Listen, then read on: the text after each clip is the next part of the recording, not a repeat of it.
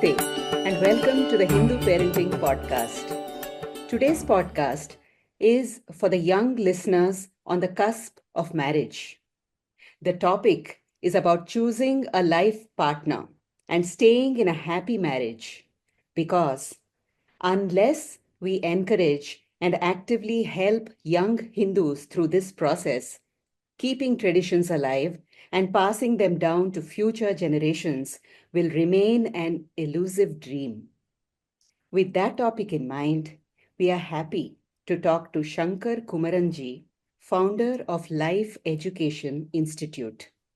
Shri Kumaran was educated in traditional Gurukulam style where he learnt the Vedas and Shastras. He also has a master's in yogic psychology from S. Vyasa University. He has taught thousands of students and conducted camps for corporate professionals, students, and married couples. Shri Kumaran's expertise is vast, but our focus today is on his work dealing with young people who are looking to be married or just married. Welcome, Shankarji. We look forward to your insights today. Thank you so much, ma'am. I'm very happy for this event and looking forward. We are fortunate to have you here today. Now, marriage is the most important decision people will make in their lives. Yet, we don't talk about the process of choosing a husband or wife. Before we start talking about compatibility and the process of choosing the right partner, let's start with what is marriage? Shankarji, given your knowledge of the Shastras and also your work with modern couples, can you tell us about the modern marriage versus vivaaha from the Shastras? Um, it's a very nice question to start with. First of all, the very thought of asking the question, why do we need to marry itself, looks very absurd because the very journey gets amazing when the marriage happens. The entire journey starts from marriage and ends in death, according to me. The entire knowledge system and preparation and all those things happen till marriage. The beauty is after marriage, there is no other samskaras for a person. So I don't know. There is a very famous 16 samskaras in Hindu rituals. Shodasha samskaras, they say. So in that Shodasha samskaras, there are so many things involved, starting from pregnancy, delivery, even ear piercing or sending a child to school, even Namagaram. haircutting, namakaran, everything comes in. But the most beautiful part is out of that 16, the 15th one is marriage. And after marriage, straight away it is Antyeshti, the death ceremony, the funeral ceremony. I was always wondering why everything happened before marriage and why there is nothing after marriage. Because it looks odd. They have literally pointed out every small segment of life till a person gets married. And Hmm. after marriage, they kept it blank till a person dies. And when we think about the marriage in those days, they were not marrying at the year of 30 or 35 and all. They were marrying little early. Hmm. And even when they were marrying early, they should have had some activities, but everything goes blank. And it starts with their child with all those other procedures which they had in their personal life. But as if a father or a grandfather, there is no other activity after marriage. And that is when I started understanding what is the meaning of the word vivaha. Vivaha. There are a few alphabets in Sanskritam. And as you know, for every Sanskritam word, there is something called as a root word, dhatu. Mhm. And here, the word vivaha, the V stands for Visheshena, especially. And vaha is a very unique word. First of all, I'll tell you like Vinayaka is a word which we all know. It is for Lord Ganesh. And Mhm. here in this Vinayaka, V stands for again Visheshena. It's a specially.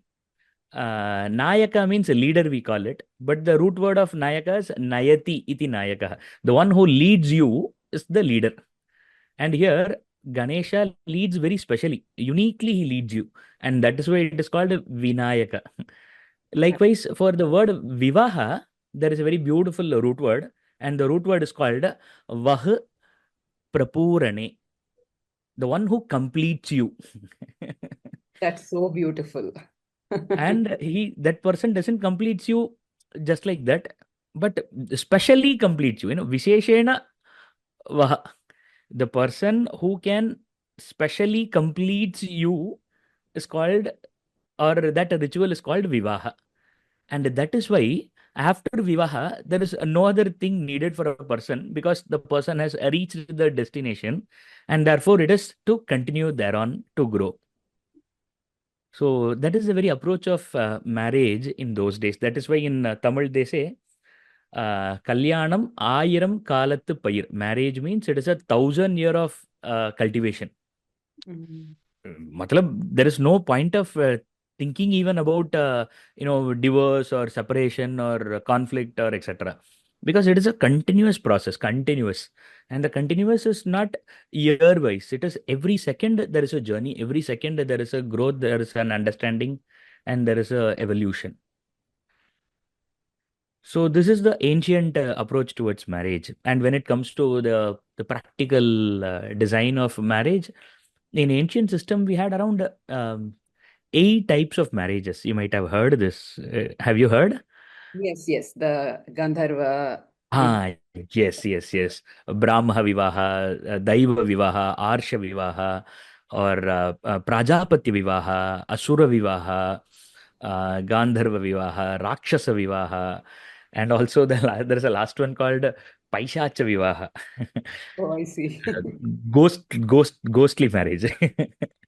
So, love marriage is also considered to be a pretty decent one, Mhm. where the love marriage happens in such a way where the boy and girl fall in love and they take the decision of marrying each other, and then they appeal to their parents and convince their parents, and with the parents' permission, they do.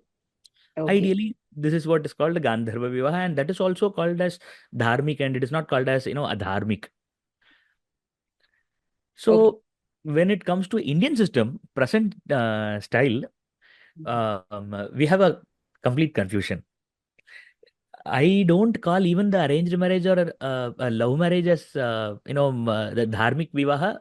everywhere, because in Indian concept the vivaha's intention is different. I may sound odd and even sometimes stupid for few people here when I make the statement that even arranged marriage and even love marriage can't be considered as a dharmic marriage, because what I feel from my heart is, Mhm. until and unless a person's intention is not the same as the dharmic marriage those used to happen those days, it can't be considered as a marriage. It is only marriage according to the external components.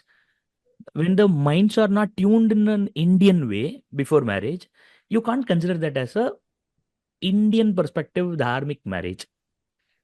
Okay, so what would you say is the one component that is really important in order to make a dharmic marriage?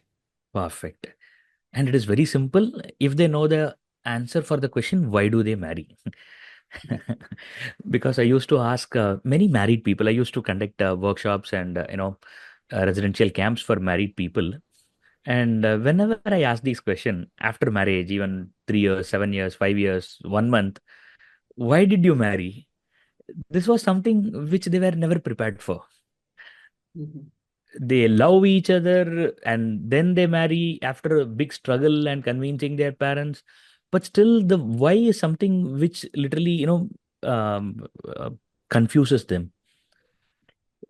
People today, unfortunately, thinking that marriage is happening because it is a social pressure. People Mhm. are thinking marriage is just a registrational process from the government to make sure that the husband and wife are, a relative. There are so many complications in such a way. But in the Indian system, the why has a very simple meaning. Sat praja siddhyartham vivaha. To give a Sat Praja to the society, to produce a good citizen to the society. Hereby, we both marry. This is the intention. Now, this may look hard because the modern people think, "Arey yaar, hamara freedom to gaya abhi." So you're not even worried about our likes and dislikes. You're always thinking about somebody else. And for the country's sake, for the society's sake, we should get married. Then what about our likes and dislikes, our personal space, privacy, freedom, and many things pop up. Correct. And that is where India stands tall. That is where India stands so unique. And that is why India is still in the center of attraction when it comes to spirituality or knowledge, or holistic development or sustainability. Because we don't look on you might have heard the 17 goals of United Nations, that sustainable goals. Yes. We work around sustainability in a very deeper way. The Mahatmas, the Rishis, the Sadhus, and the Sant of India, they were focusing on sustainability not only from the materialistic world's perspective. They were focusing on the sustainability of the mind, the sustainability of the journey of a soul. And they found a very advanced system to make the sustainability possible in a human journey. If you ask me, what is the most creative invention of uh, you know um, uh, humans ever in the world, it is not fire, it is not Wi-Fi. I call it as marriage system. If marriage system would have not been there, we would have been far, you know uh, you know we would have been exactly like animals. Marriage is the one thing which makes us more evolved. Marriage is the one thing which makes us more beautiful. Marriage is the one thing which makes us to sacrifice, adjust, Mm. empathy, sympathy. Everything pops up only when the concept of marriage is strengthened. And only in the marriage or in the family system, there is no questions asked related to what is the utility. मेरे को क्या मिलेगा? If Mm. a mother starts asking this question, why should I bear the pain of bearing a child in my tummy for 10 months or 9 months? And why should I do all these things? Why should I take care of the kid? Why should what will I get back? Then the entire point of human evolution would have been, not possible. So Ab- I honestly feel Indian perspective towards marriage is not about individuality at all. It is about the collective consciousness. As a society, how it can exist, and subjectively how it can evolve a person. Mhm. I honestly feel even in Stone Age, or even in Satya Yuga, Krita Yuga, whatever way you try to call the past, like a glorious Satya Yuga, or like a Stone Age or Ice Age kind of approach towards the past, I am very clear that until and unless you call somebody as a human being, there will be conflict inside and outside because of the mind and buddhi. Mm. Mind and the emotions and the intelligence will definitely conflict. They may fight for a chicken, or they may fight for a deer, or they may fight for a cave, or they may fight for a piece of land or for a person. Mhm. And today they are fighting for Ukraine and whatnot. At the end of the day, mind is the source of all the conflict. So a person can wear differently today, a person can speak differently today, a person can think of encroaching Mars today. But at the end of the day, there is no difference when it comes to the internal components of a human being Mm. 10,000 years ago or today.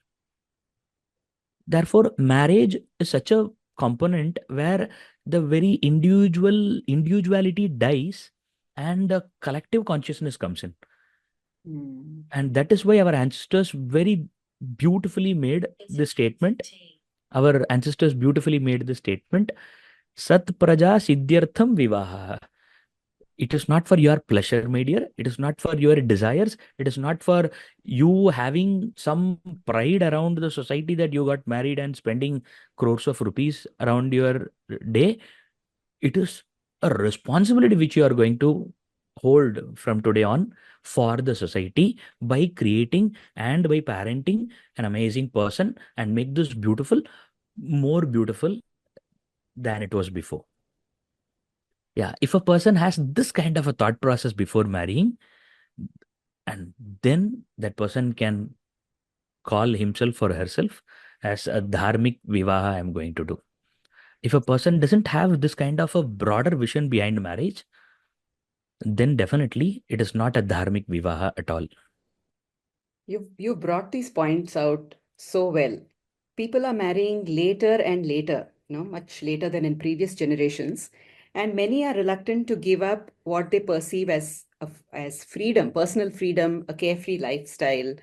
Um, you know, Also getting sort of annoyed at these cliched jokes which people make about annoying uncles and aunts, parents asking questions like, so when are you going to get married?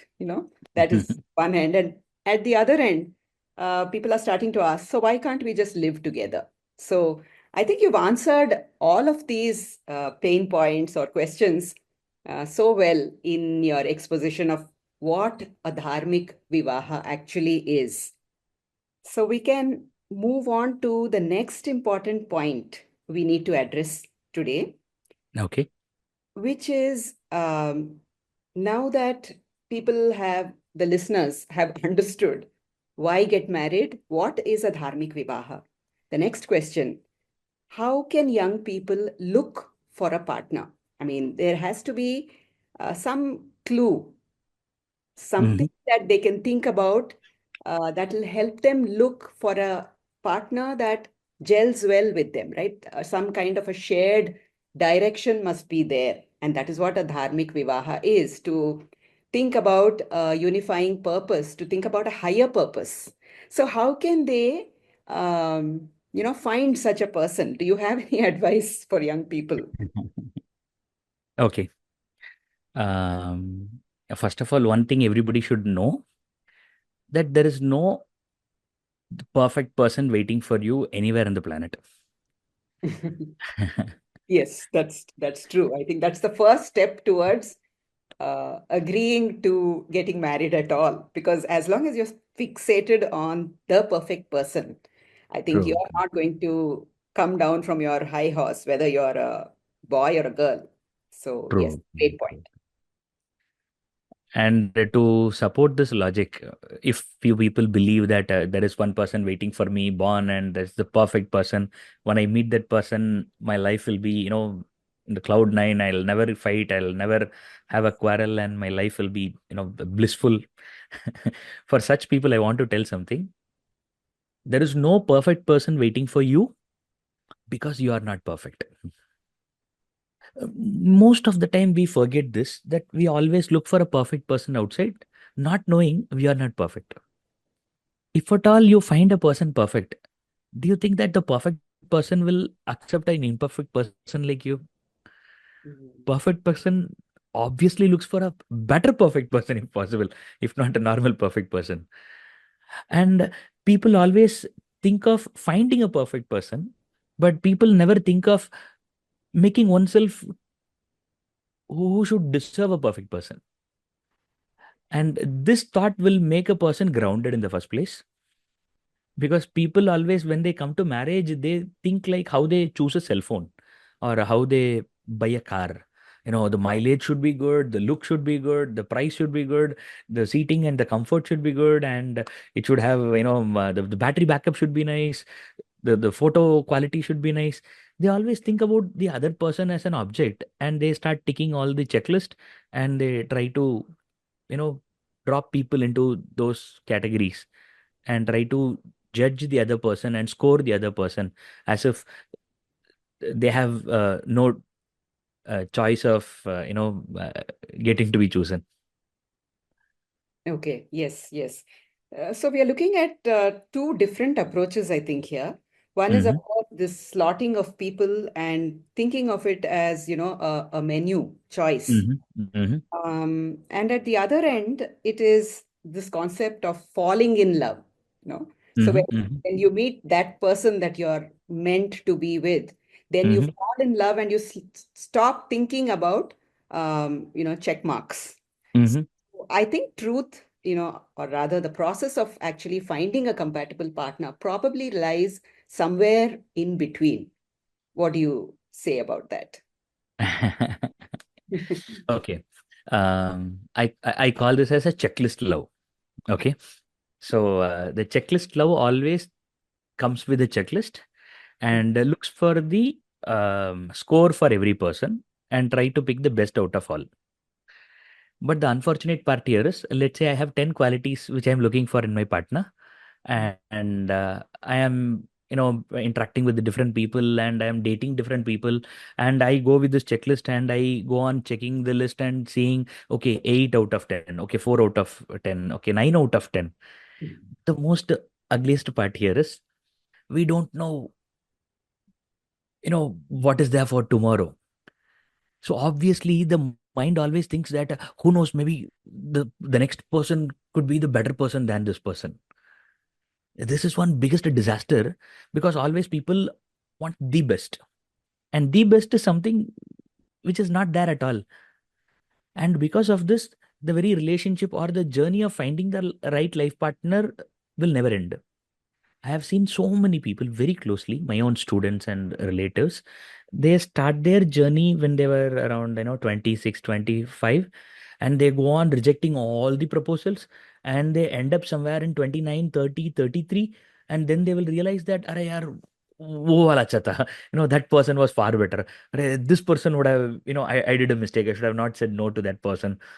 And when they realize that, by the time when they realize, the demand and supply would have stopped. And they would have not get any option at all.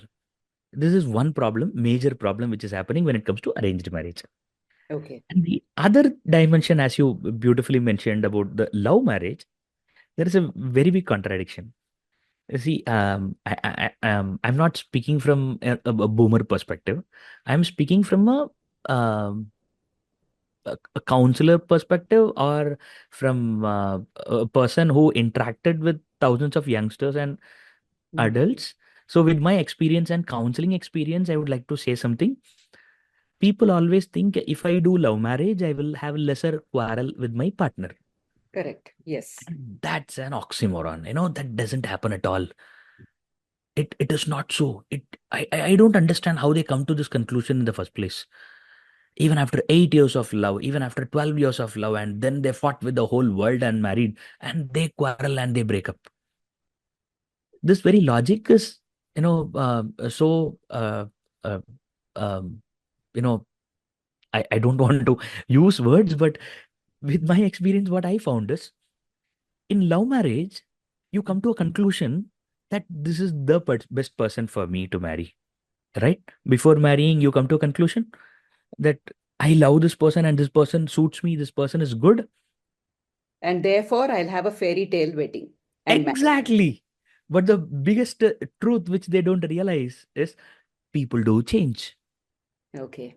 And here, people doesn't mean your partner alone, but also you yourself change. Mm. So my likes and dislikes change, my partner's likes and dislikes change, my preferences change, my partner's preferences change, and not only in the head, but also the body change. Mm.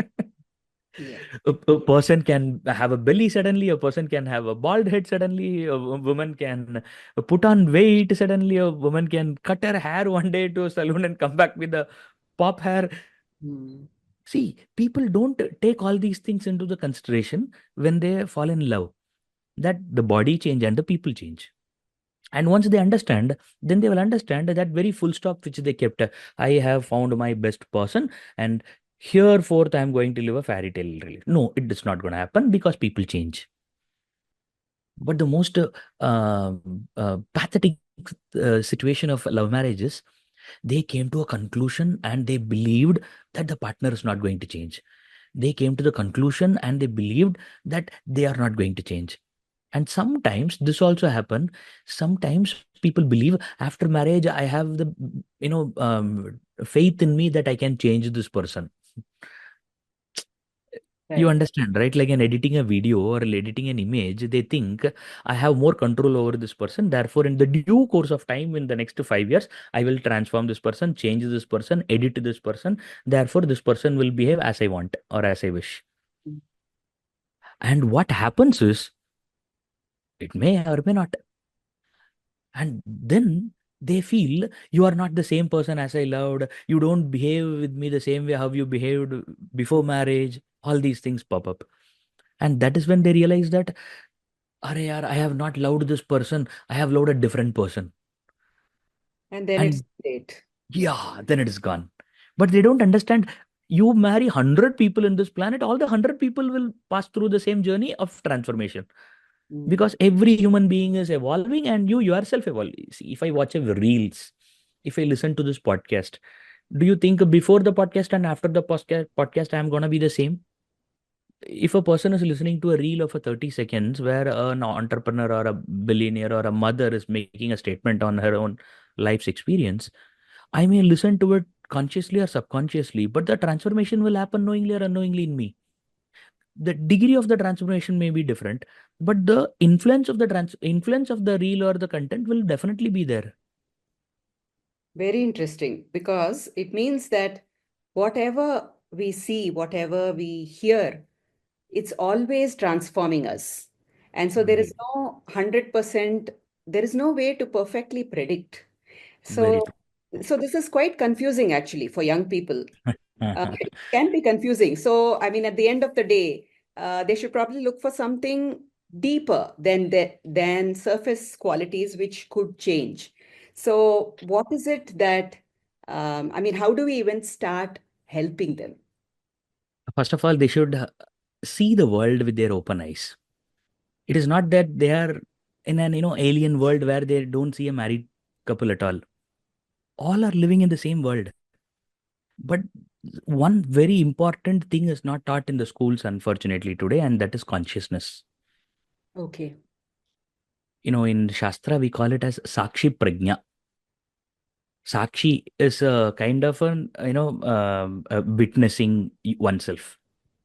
If I talk to you and if I use a particular word when I speak, or when you make a statement, I change my perspective on you. If I consciously observe how I react to different statements of different people, then I have Sakshi Prajna on me, which means I myself stand around me and watch myself, how I am changing, how I am reacting, how I am responding. And this Sakshi Prajna is such, it's like, this, hack. It's like a cheat code. Because once if a person gets the Sakshi Prajna, even a pinch of Sakshi Prajna in life, then that person will transform every data into knowledge. Mm. That person will not watch an OTT series and just close the screen. That person will get the essence of human psychology from that OTT series, because that person observed how he behaves in a different situation, how others behave in different situation, when he reacts in certain way, etc. Unfortunately, today, the present generation is more unconscious. Mm. And there are many reasons for it, because we are running behind all the temporary, timely pleasures, 330 seconds pleasures. Like, one swipe, you get one pleasure. One more swipe, you get one more pleasure. One more swipe, you get one more pleasure. अभी तो Correct. काम करने के लिए जरूरत ही नहीं है, क्योंकि if I just swipe my finger, I am getting dopamine effect. So I don't need to run for 15 kilometers. I don't need to make myself fit. I don't need to maintain a good relationship with my friends. I can mess up any part of my life and still I can get happiness from the gadgets or from any stupid thing around me. Mm. And because of which, the present generation are becoming more unconscious. And the present generation, I don't mean just the 25 plus, it is even 13, 14 plus. Whoever is having access towards gadgets are slowly becoming more and more unconscious. The introspection, interaction, assessment, judgment, analyzation, all these things are not happening at all. Mm. We never spend time alone to think. If a 25-year-old girl who's going to get married, if she solidly puts 20 to 25 minutes a week exclusively to understand oneself, what kind of a person can make me happy? What kind of a person can be happy with me? What kind of a person I want, and for that, what kind of a transformation I should do in my life from today? Mm. People don't do at all. So obviously, what they think is, It is something like I will not change the channel, but I want to get a different channel by itself in the radio. You need to put some effort. At least you should, roll that handle, right? When you don't ready to turn the knob, then you should not expect the song to change. Today, the world is demanding everything from outside, and they don't even know. The unfortunate part is they don't even know that they can demand from themselves. If at all, any one thing, if you ask me, I'm giving more philosophy and I'm not giving you a pinpointed thumb rule: 1, 2, 3, step one, step two, step three. Do these three things. You will find the right life partner from tomorrow on. I don't want to give such hopes because problem is not in the action. Problem is in the intention. So that is why I am putting more weightage on the understanding part than the action part. Swami Vivekanand or Ramakrishna Paramahams or even Shri Krishna or Chanakya, nobody gave us self-help books. Right. I was so shocked. Why the hell in India we have these many scriptures and we don't have a single self-help book, right? We have this very famous how to influence people and make friends, right? Yes, how to Dale win Carnegie. friends and influence people. Yeah, the Dale's book. That book Correct. is like gold. It's a gold. I was wondering why the hell we don't have such book on, communication, personality development. Why don't we have? And that is when I realized the moment when you write a book, you are blocking all the possibilities. Okay. And you can't think outside the book because you have made a boundary. And in India, they want everywhere freedom. That is why we don't have even boundary in a dress, language, accent, food, color, dance, music. That is why we are still evolving and still we are coming up with new music and new design and new dress and new language, new food. Everywhere we are having, we are boundless. And that is why India is still surviving in about 2000 years of experience of, invasions. So I am intentionally making these statements and I'm not giving you bullet action points because the present generation should understand it is not about the quick fix action which you do is going to solve the problem, but the fundamental transformation which you are supposed to do in your head before getting into any action. I'll make a small thing. I remember this. I'll tell this and then we can go for the next question. One day, my Acharya was teaching me in the Gurukulam. Okay, he's um, Shri Kotemane Ramachandra Bhatt. So this person was teaching me, and this person in one of his Vedanta class made a statement, and he looked into my eyes and he said, "Shankar, if the sun is very hot, you can't change the sun. Sun is very hot, you can't change the temperature of the sun. What are you supposed to do? You are just supposed to buy a goggles and wear it." Mhm. And the moment you wear goggles, then you can walk freely in this open daylight and you can open your eyes bright and you can feel comfortable. If there are thorns around the floor, you can't wear carpet throughout the floor. You just wear a pair of slippers and then you can walk freely anywhere. So if you find any problem outside, don't try to change the problem from outside. First, try to solve the problem from inside. Mm. And once you try to fix yourself, most of the problem outside also will change. Uh, And if our present anxious to understand this logic, I'm sure most of them, I don't say everybody, but most of them can lead a very happy life. Anybody they marry. it's a profound insight, actually. People talk about wanting freedom, but we need to understand that freedom comes with developing the maturity to make good choices also. It's all about, it involves self-awareness, introspection, continuous learning. There's a lot that we can do within ourselves to get ready to True, handle freedom in a very mature manner, which, as you rightly pointed out, is not taught to us today at all because of the total absence of self restraint and these sort of things that were taught in our culture in Gurukulams. So, true, true. yeah. So, I'd like you to mention to our audience about Mhm. neo grihastha model of family life that you have Okay. developed, and who is it meant for? Okay. So, what happened? I started getting many calls from many of my students, those who got married. I am teaching in an engineering college since 2009, and during COVID, many of my students, those who are settled and happily living according to social media posts, started having quarrels with their family because they get more time to spend with their family. Okay.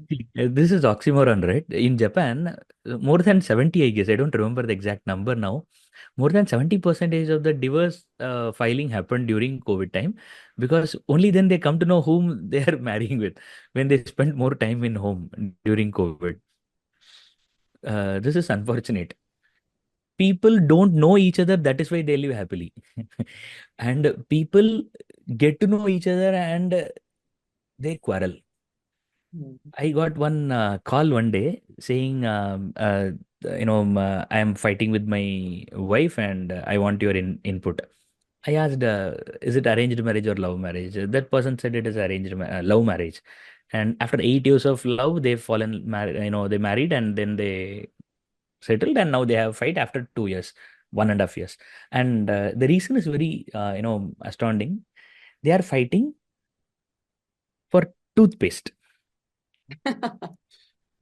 And I laughed like this. The person got, offended. The person got angry. Do you know what I'm speaking? Don't laugh. It's a very serious issue. I asked, what is the issue with the toothpaste? I roll the toothpaste from the bottom so that with a single press, I can get the paste out of it. But my wife press the toothpaste in the middle so that the paste goes to the top and the bottom, and I can't get every day. It's a struggle for me. I roll up the paste from the bottom in the tube, and my wife change the entire order and press it in the middle and get things out. And I have told her multiple times. And see, in love marriage you don't know how your girlfriend or boyfriend is pressing the toothpaste, right? Right. So this is how people end up in problem because they don't see the person, they don't accept the person, they accept the things which they like in the other person. Mhm. They don't fall love with the person, but they fall love with the qualities in the other person. It is a selective love. It's not collective love. It is not holistic acceptance. It is selective acceptance. That is why even after 30 years of marriage, husband and wife fight because when the qualities which they don't like pop up in their husband or wife, they quarrel. And when the qualities which they like and admire in the partner pops up, they respect and they love. Mm. And when I seriously got this, list of complaints from many of my students, I understood I need to work around it because in 2007 or 6 I decided to work around marriage system and I want to change the family system of India. That was my dream then. But one of my mentor told, Shankar, you should do definitely this, but you should do when you are 60 years old, not now. Mm. And I respected him a lot and I decided not to do anything around marriage system till I am 60. But Okay. when these calls came during COVID time, I realized I don't know whether if I don't do it now, when I reach 60, whether the marriage system will exist then or not. Already we are seeing the downfall. So I decided to work around and start working now. And when I reach 60, it will have a proper shape. I will do some justice to the goal which I kept for. So in 2017, I came up with the different counselings and I started understanding the problem statements which are happening around married people and those who are about to marry. And then I started compiling all the content and divided into 6 components. And these 6 components, I called it as Neo Grihastha model. So Neo, in the sense, it's a new. So it's a old and a new, but also connected with the root. So Neo Grihastha model. It is a course of 13 hours program. It's a pre-recorded video right now, and it has 6 chapters or 6 segments. The first one is why should we marry in the first place? Why we need to marry? It is not just because of the society and some scripture told, Sat Praja Siddhyartham, to produce a good children to the society, let us marry. No, this is so ideal.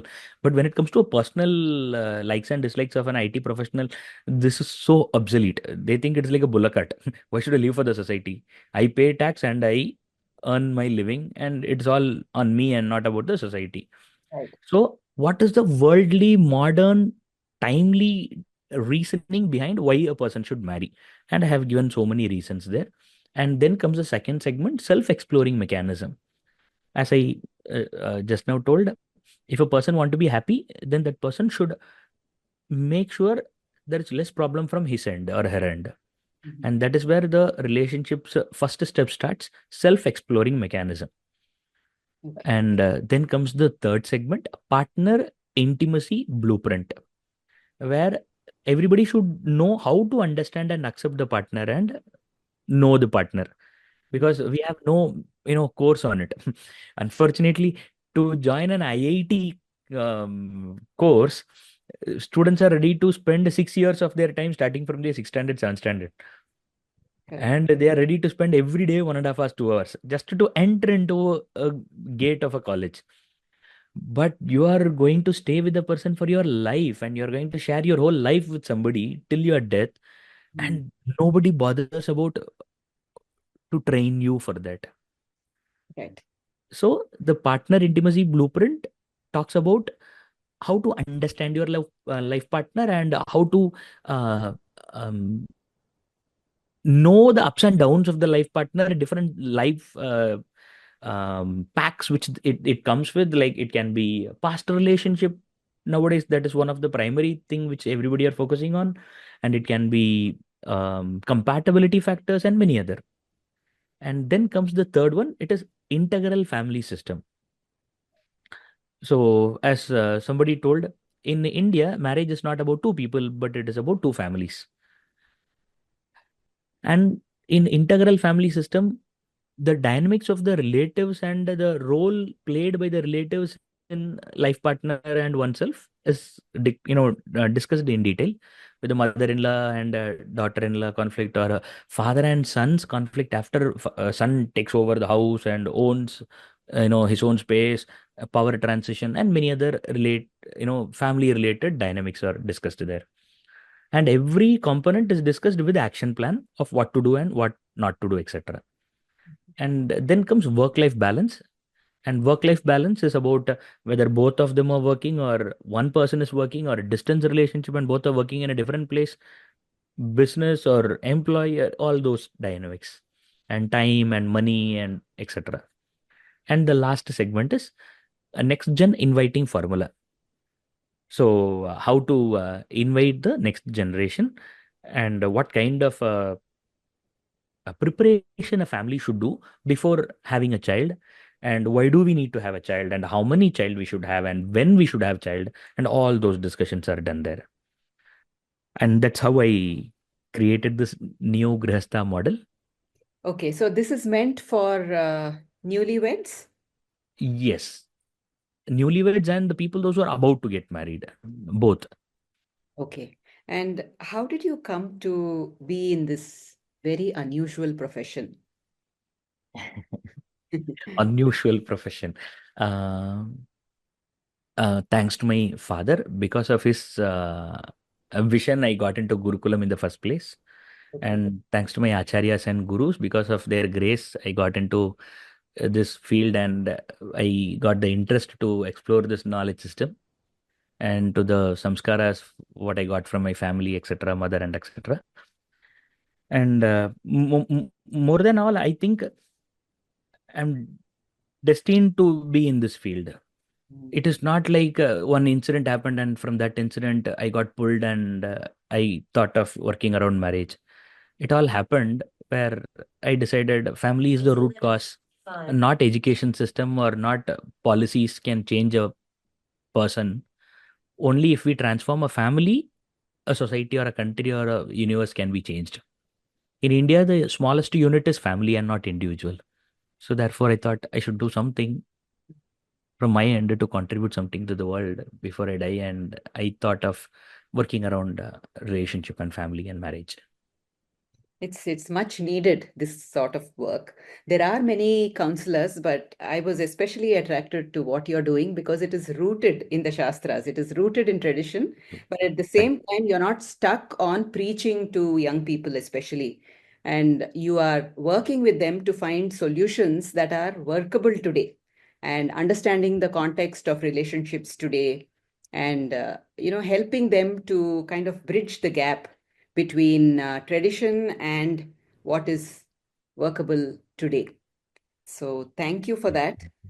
How do you see this evolving in the future? How easy is it going to be to find the right wife or the right husband for young people?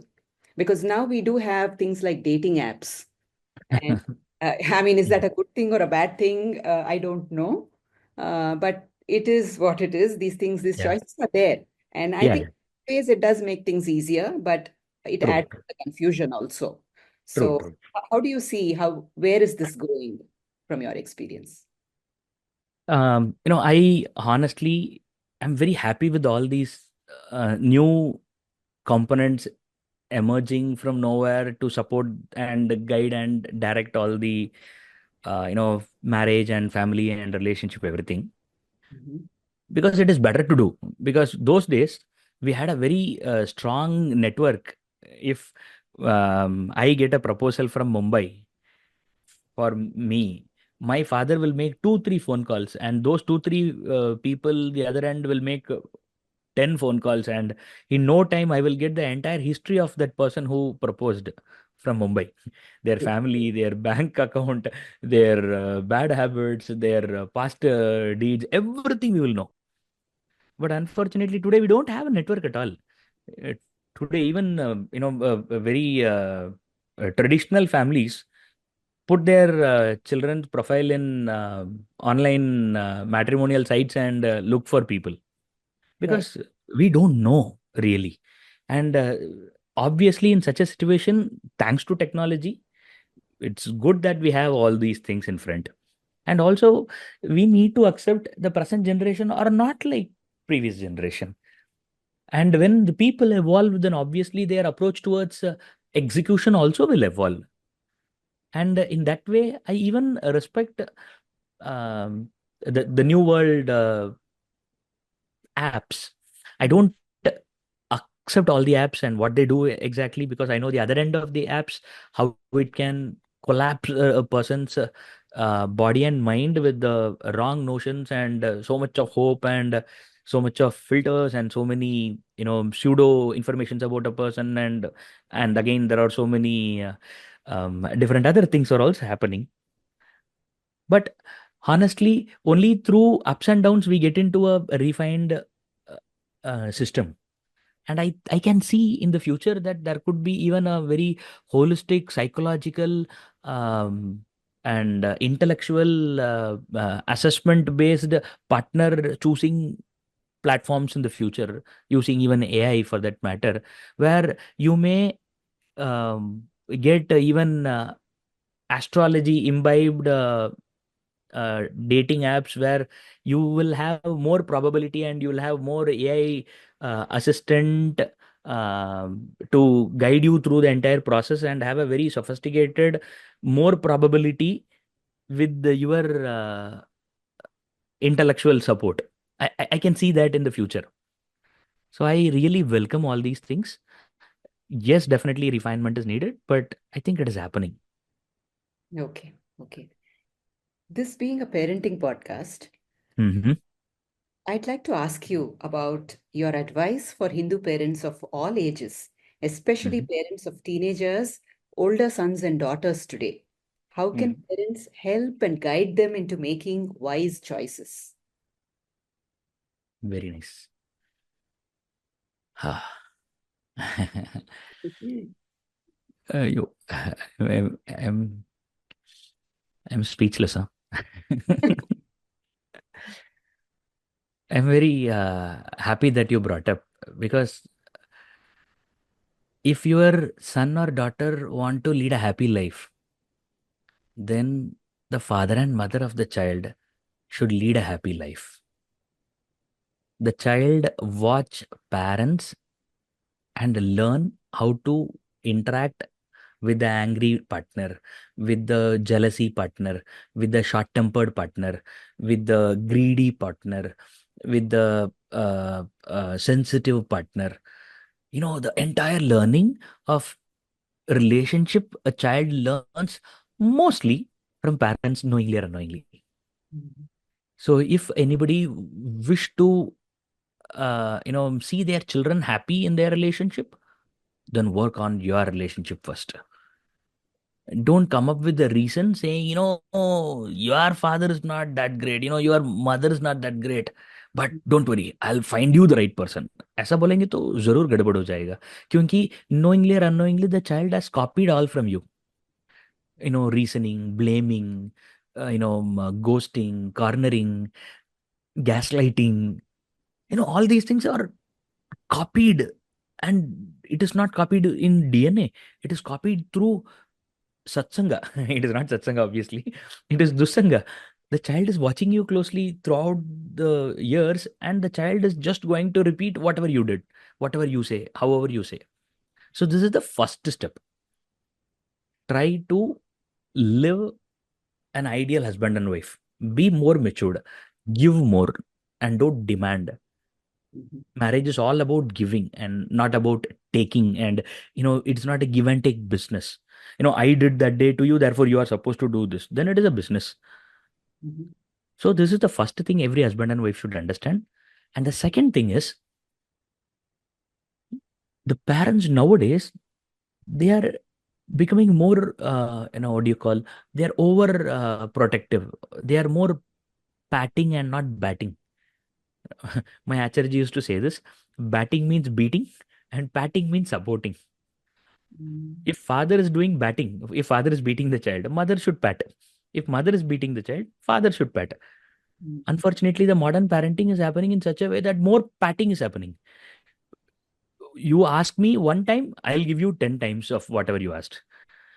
And this way of parenting, what happens is the child will become more and more adamant, and the child will never take a no from anybody, and particularly from the life partner. And also, when father and mother want to see their children happy after their marriage, then they should make the child accept people as they are and see people as they are. If they start complaining from everybody, then what happens? The child also will pick people, a good person, bad person, and you won't get, for example, I will take again the cell phone example. If I want a cell phone with the high a battery backup and a good camera resolution and less price, and let's say I have some 10 conditions like this, the parents or the people, those who go on injecting and incepting thoughts in the child that this is good, this is bad, this is best, this is worst. And when any of the worst thing comes to the life, they can't accept it. So parents should give the holistic approach to the universe, that everybody in the planet will have both the packages, good and bad. Nobody is perfect in the planet. And if parents teach this in the first lesson to a child, then the child will not be choosy. The child will see people as they are. I'm not saying, domestic violence should be accepted. Extremes are always not the point at all. But everybody will have some defects, some, short temper, or, not clean, or having some issues with some relative, or, not expressive enough, like somebody in your family. So when people teach their children that all human beings are imperfect and they come as a package, and you can't choose a person's quality alone when you accept a person, people come with their other qualities also, same like you. And when a child understands, yes, I am also not fully perfect and I am also not, fully imperfect, then the child will understand and accept and try to evolve, and also try to evolve the relationship in the due course of time. So the parents should not always think about studies, parents should not always think about finance, but parents should also think about the psychology of the child. And the third thing which I want to highlight here is the value of pain. Value of pain, what I mean is, giving pain to a child is a good thing. Unfortunately, all the things happening around us is to reduce the pain. It can be luxury car, it can be luxury furniture, it can be in the remote fan or sophisticated gadgets or transport. Everything is to reduce our pain. In Hindu parenting, pain is something which is fundamental. And that is where the Vratam concept comes in. Upavasam concept comes in. Ekadashi Vratam or Upavasam or Shivaratri, no sleep. Or, on so and so day, this food is not supposed to be taken. And this is not self-torture. And this is not a violence, or it is not even, a forced, pain to your children. You are mentally making the child to have a conversation with oneself. I'll be happy to share this. The other day, I was seriously thinking why the previous generation were very strict to their children, why they were always trying to discipline their children, why they were always trying to control their children. Today, people go on reasoning their children. Why I am asking you to get up? If you do this, then you will get this, and if you do this, then this will happen. Therefore, in long run, we are trying to do everything intellectually, unfortunately. And we don't understand the component that every child has something called as vasana. And vasana in Indian philosophy means the imprints which we carried from so many janmas. So we get attracted towards some laziness, or we may get attracted towards some addiction, or we may get attracted towards some inaction in some duty. And this is inbuilt in us. So just by giving logical reasoning and put a statement in the cigarette box, smoking kills. Do you think people stop because there is a written statement that smoking kills? It is not that intellectual support is there. It is the what do you call, the instinct is there, which surpasses the intellectual ability to understand. And that is why our ancestors in the previous generation, at least, they were strictly imposing things on their children, regardless whether they like it or not like it. And the other day I was thinking, Arey, now my father forced me to get up at 4 o'clock every day in the morning. And now my father is in hometown and I came to college in hostel. And now I'll not get up at 4 o'clock. I'll get up at 8 o'clock. Now, kya farak padta? I wasted all my life. My father forced me till now. And after 12th standard, I stopped getting up in the morning. Correct? You are understanding, right? Yes, yes. Now the child is right or wrong to say that now anyway I'm not getting up in the morning. Therefore, my father failed. Now, father failed or not? What do you think? You're bringing up a great point about disciplining, right? Uh-huh. The disciplining, but Yeah. I think for young people, the Mm-hmm. consequences appear much later. So it is hard Mm-hmm. to look over your entire lifetime. And Mm-hmm. for example, I can tell you from my experience that I was forced to get up before 6 a.m. and Mm-hmm. it has created a lifelong habit. I'm Mm-hmm. happy now. I mean, I've been happy Perfect. Perfect. decades to be getting up at, crack of dawn or even before. Getting up Mm-hmm. has never been a problem for me. Maybe Mm-hmm. when I was a very young child, I Mm-hmm. definitely would have felt that, my father is, not letting me sleep at the risk of being scolded badly. I had to get up. Mm-hmm. But then that has, I think, regulated my whole life, my whole system, my whole body. And Beautiful. it is probably the one thing that has actually had a great deal of, I've seen a great benefit from that. Mm-hmm. Mm-hmm. So just letting children be who they are has Uh-huh. become very fashionable now. And I would say that with many of our generation also, it Mm-hmm. has become very hard to discipline children. Just the will Correct. that is Correct. not there. Mm-hmm. But I think long term discipline works very well in life. And But so, what do you say for a child who stopped getting up in the morning after moving out of house? For that child, the father's effort is a waste or not? I think it'll come back. They will taste the Okay. freedom. My experience and from what I've Okay. noticed, yes, Beautiful. they will taste the freedom. And Uh-huh. as parents, we probably, need to give them that space when they're growing up, Mhm. late Mhm. teens, young adulthood. Okay, Mhm. I'm 11, but Mhm. somewhere, you know, Mhm. it comes back, and Mhm. somewhere you start to subconsciously crave discipline if you've been raised in that kind of a situation, I think. And Mm. I think you tend to self-regulate after Okay. you cross your mid-20s. That. Well said. Well said. Beautiful. But I have a new component to add here. Now imagine I am the child and my father is forcing me to get up in the morning. Mm, Okay. And I don't want to get up at 5 and my father is forcing to, wake me up. Now I am forced to get up. My mind inside me is shouting at me to sleep. My intelligence is trying to trick my father, but my father is, father is father. So he knows all my ways and he's making sure that I will not sleep back again. And now I am doing a conversation with me and I am fighting with me every day. mm, Right? Now, this is what I call as self conversation.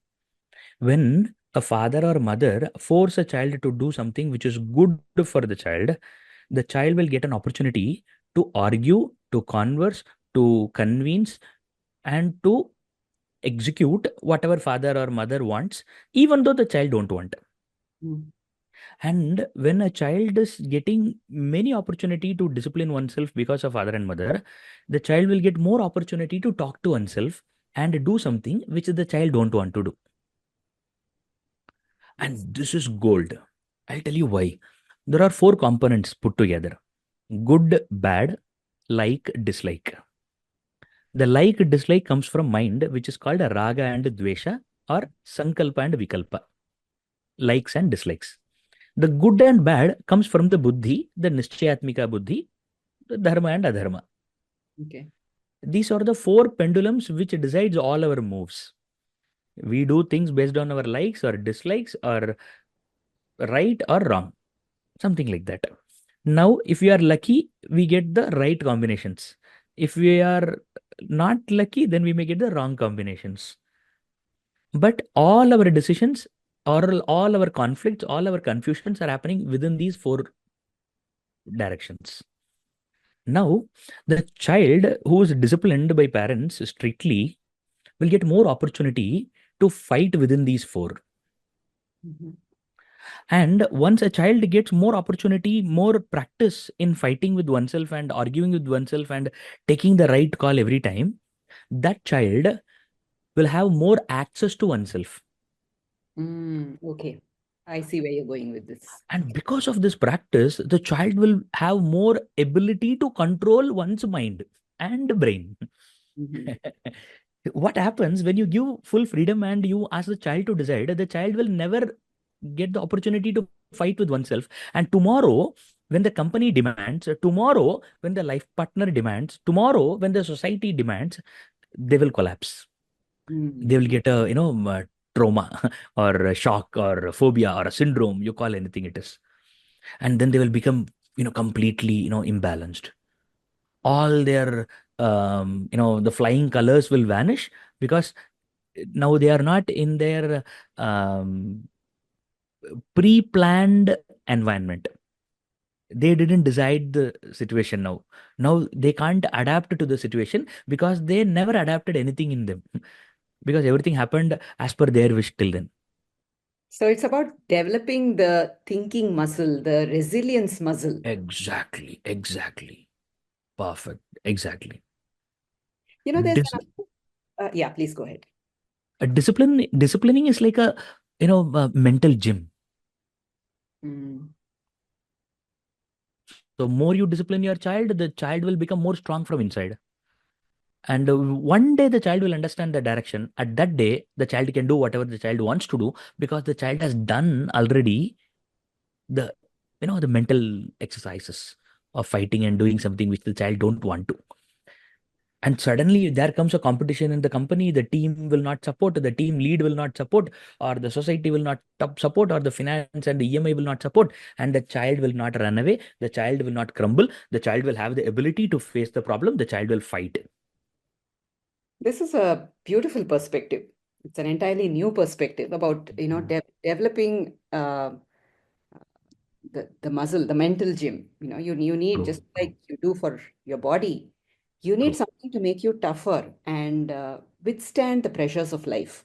So I'm so glad we're having this conversation. Thank you. Talking about waking up early, another thing that has sort of become fashionable. And I don't want to sort of diss it here also, because I do not know if it has an element of truth. But there is this school of thought that says some people are morning persons and some people are evening persons, and that you should just let evening persons be, because they, under no circumstances, can wake up in the morning. Mm-hmm. So I don't know how to react to this. And, typically, I don't think this was allowed, right? Two generations back or a generation back True, also. true, true. And my tendency is to think that, people outgrow that from whatever modern research that I've read, and also Mm-hmm. from what I've seen in within my family and friends. It's like, it may be true when they are maybe in their teens or early 20s, that they just cannot wake up in the morning. But I've also noticed that when you become more mature Mm-hmm. and years catch up with you, you Mm-hmm. automatically start going back to your childhood pattern of wanting to wake up early, of being Mm-hmm. asked. Of course, in your childhood, you're being made to wake up early. But Mm-hmm. I've seen many people, when they hit their 30s, 40s, self-regulate, and suddenly they go back to that system where Mm-hmm. they are waking up much earlier. They are not evening people anymore. So Okay. another interesting thing I thought I just wanted to say. Our all our lives, likes, dislikes, everything is like a pendulum. We do which we don't like, and again, a time will come we do which we like. It's like swinging. Back and forth. And as per you said, the the sleep cycle, Mhm. it's all created by the people, those who can't wake up in the morning to Mm, support their stand. As per the science is concerned, there is something called as serotonin N. okay. And the serotonin N is the one which converts into melatonin and makes a person to sleep in the night. Mm, The serotonin N is an enzyme which secretes in our brain and which will convert into melatonin. And these hormones regulates our sleep and wake cycle. We call it as a circadian rhythm. oh, So yes. this is what it does, and what it does is it works not based on different people differently. It works based on light and darkness. Mm, mm, And I have interacted with many the night shift people. Sleeping in the day is not as easy as we think. I worked all day, therefore, next day when I go, I'll sleep. No, sleep won't come like that. One day when you full night you watch a movie or you travel or you participate in a function, then next day you may sleep. But when you shift your entire day to night and night to day, it doesn't work like that because they struggle to sleep when there is light around them, and they cover the entire room pitch dark with the three layers of blinders in the windows and doors and soundproof, and then they will hide themselves, dig themselves into the big pullovers and rajais, and even then sometimes sleep will literally betray them.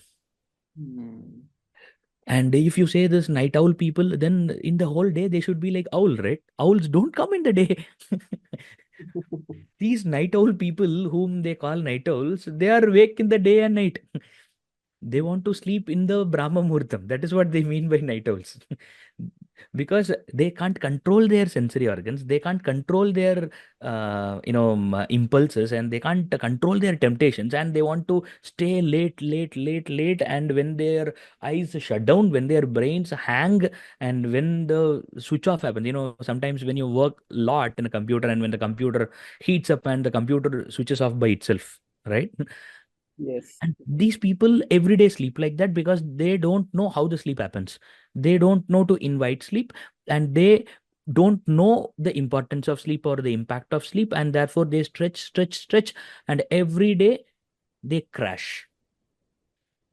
And when they crash, it is early morning, and therefore they came up with the logic, or ये owl जैसा है, therefore I'm also owl. Yeah. And as per the serotonin is concerned, when the sun goes down and when the darkness rises, the brain changes, the enzyme changes, and the mood changes, and the relaxation happens in the body, and you go to a deeper sleep. And there are many other chemicals which I don't want to go technical, which literally cleans the entire brain, and the entire cleaning process happens in the brain, and which happens only in the sleep. Therefore, sleep is essential, and for sleep, the serotonin and melatonin conversion is essential, and for that, light and the darkness is essential. Therefore, this owl philosophy doesn't work with human beings. I like the way you said, when the brains hang. That's literally what happens. But yes, thank you for that. That was very insightful. Thank you. So, one last question I'd like to ask you. Yeah. Though this is a parenting podcast, we do have a significant number of young people in their 20s also listening to us. Is Mhm. there any parting words of advice for this audience? Advice is a big term. uh, for all the people, those who are unmarried, I want to give them hope that marriage is beautiful. Don't listen to the marriage jokes and the married people's pathetic life and come to a conclusion that marriage is scary. Marriage is not the problem. Marrieds are the problem. And don't come to conclusion that marriage is problem. Just because people around you, the so-called married people, are not leading a happy life, don't blame the marriage. If you wish, and if you desire, and if you are ready to put the certain effort, then definitely you can show the whole world that how a married person should live, and you can motivate and guide and inspire all the unmarrieds around you, and they will feel jealous. Beautiful. With that, we come to the end of today's podcast. Thank you, Shankarji, for a very, very illuminating conversation. We hope to have you back in the future with more on living a happy life with the Mhm. wisdom of the Shastras. Listen, Definitely. Yeah. Thank you so much for having. I really enjoyed this conversation. listeners, whether young people or parents, we hope you find this podcast useful. Our best wishes to all of you. Please write to us, contact at hinduparenting.org, and let us know the kind of topics you'd like us to talk about. Please visit hinduparenting.org for the latest articles, reviews, and information about classes for teenagers. Subscribe to our newsletter and follow us on Twitter or X and Instagram at the handle Hindu Parenting. Until next time,